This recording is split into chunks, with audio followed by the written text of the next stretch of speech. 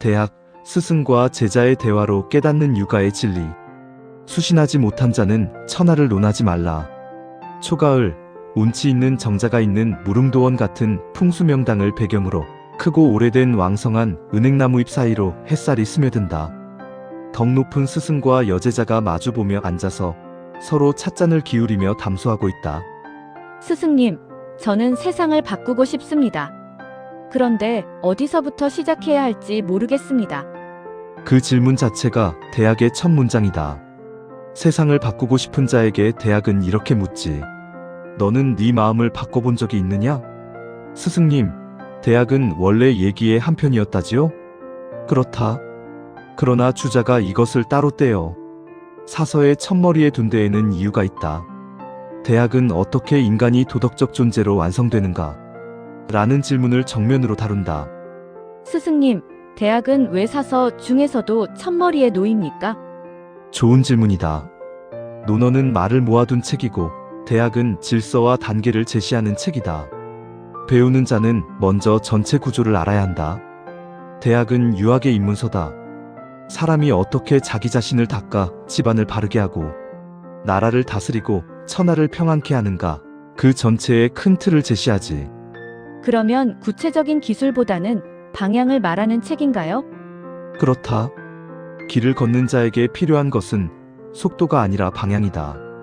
논어가 삶의 태도라면 대학은 삶의 설계도다. 대학의 핵심은 삼강령이라는 단 세 문장으로 시작한다.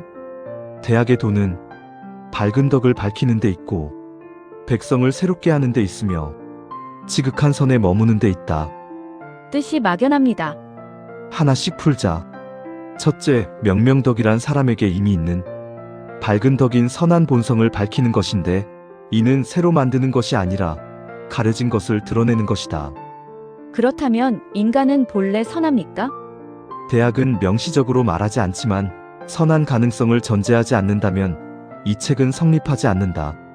둘째, 친민이란 원래는 임금이 덕을 밝히면 백성과 가까워진다는 의미로 사용되는 말이었지만 주의 이후 이 말이 백성을 일깨워 새롭게 해야 한다는 계몽축으로 해석되었다.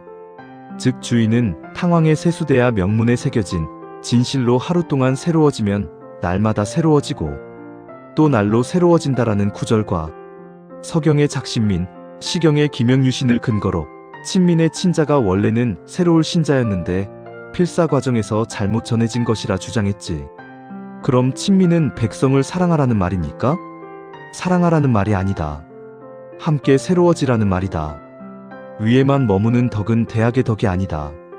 셋째, 지어지선이란 단순히 선을 행하는 것을 넘어서 감정과 욕망에 흔들리지 않고 언제나 올바른 길을 지향하는 도덕적 완성의 최고 경지에 머무르는 것이다. 예를 들면 자식된 자는 부모에게 효도하는 데 머무르고 부모된 자는 자식을 사랑하는 데 머무르고 임금된 자는 백성을 어질게 다스리는 데 머무르고 신하된 자는 임금을 공경하는 데 머무르며 나라와 나라가 국교를 맺을 때는 신의에 머무르는 것 등이 바로 지선에 머무르는 것들이다. 결국 도덕적 인간이 되라는 말인가요? 아니다. 마땅히 멈춰야 할 때 멈추는 양심적 인간이 되어 세상을 움직이라는 말이다. 대학은 말한다. 사물에는 본말이 있고 일에는 시종이 있다. 이 말이 왜 중요한가요? 사람들이 늘 말단에서 해결하려 하기 때문이다. 정치가 혼란스러우면 법을 고치고 가정이 불안하면 제도를 바꾸려 한다. 그러면 근본은 무엇입니까? 언제나 사람의 마음이다. 그리고 삼강령을 실천하는 구체적 방법이 바로 팔조목이다. 경물치지 성의 정심수신 제가 치국평천하. 왜 이렇게 단계가 많습니까? 사람은 늘 뛰어넘으려다 추락하기 때문이다. 정치를 말하면서 자신은 돌아보지 않고 도덕을 말하면서 가족에게는 무심하지. 이 순서는 꼭 지켜야 합니까? 반드시다. 앞이 무너지면 뒤는 성립하지 않는다. 경물은 사물을 연구한다는 뜻인가요? 단순한 지식 탐구가 아니다. 사물 속에 담긴 이치를 끝까지 따져보는 태도다. 또 다른 경물의 뜻으로는 왕양명이 말한 경물이 있는데, 왕양명은 경물을 사물을 연구하는 공부가 아니라 내 마음속에 일어나는 사사로운 욕망을 제거하는 것으로 보았다. 그럼 치지는요? 경무를 통해 알미 완성된 상태다. 얕은 지식이 아니라 행동을 바꾸는 알미지. 행동이 바뀌지 않는 알은 대학에서 말하는 알미 아니다. 즉 깨달았는데 행동하지 않으면 아직 모른 것이다. 요즘 말로 하면요? 알고 있다고 착각하지 말고 정말로 이해했는지 스스로에게 묻는 것이다. 경물이 치지로 이어지면 마침내 속일 수 없는 단계에 이른다. 그게 성의입니까? 그렇다. 성의는 남에게 보이는 진실이 아니라 혼자 있을 때의 진실이다. 아무리 많이 알아도 마음이 흐리면 소용없다. 성의는 진심을 말하나요? 그렇다. 속마음까지 속이지 않는 상태, 그것이 성이다. 그럼 정심은 감정을 없애는 건가요? 아니다. 감정을 주인으로 삼지 않는 것이다. 분노, 욕망, 두려움에 휘둘리지 않는 마음은 리더에게 가장 중요한 덕목이지. 왜 정심보다 성의가 먼저입니까? 마음을 바로잡으려는 사람은 많다. 그러나 속마음까지 속이지 않으려는 사람은 적다. 이처럼 성의가 먼저 이루어져야 정심이 된다. 대학은 왜 이렇게 수신을 강조합니까? 왜냐하면 도덕은 전염되기 때문이다. 한 사람의 태도가 주변을 바꾸고 그 파장이 제도를 만든다. 대학은 단언한다. 자기 몸을 닦지 못한 자가 남을 다스린 예는 없다. 대학은 단호하다.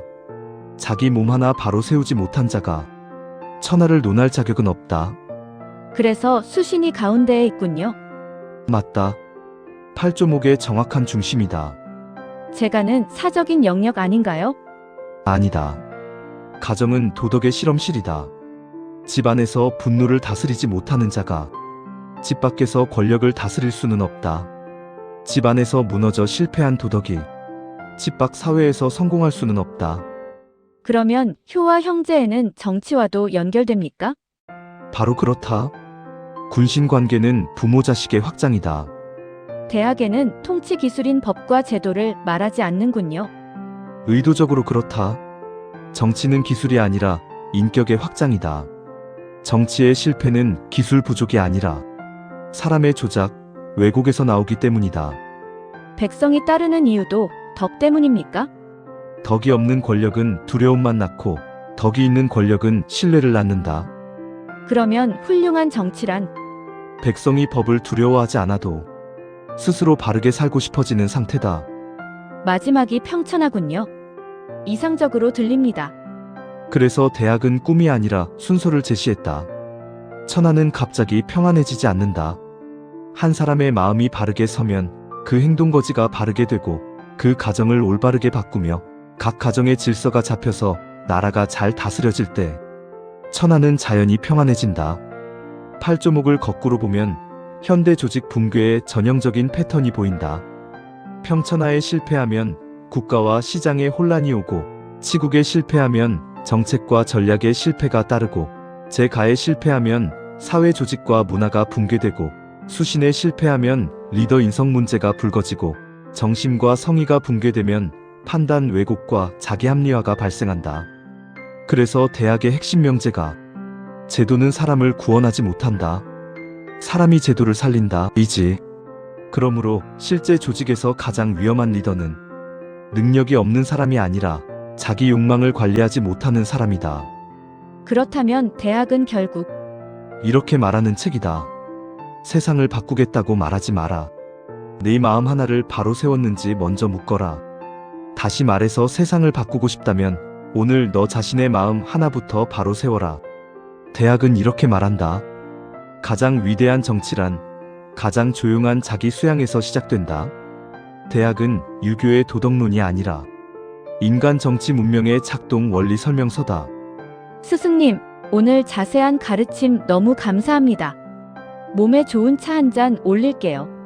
그래, 고맙다. 너도 같이 한잔해야지.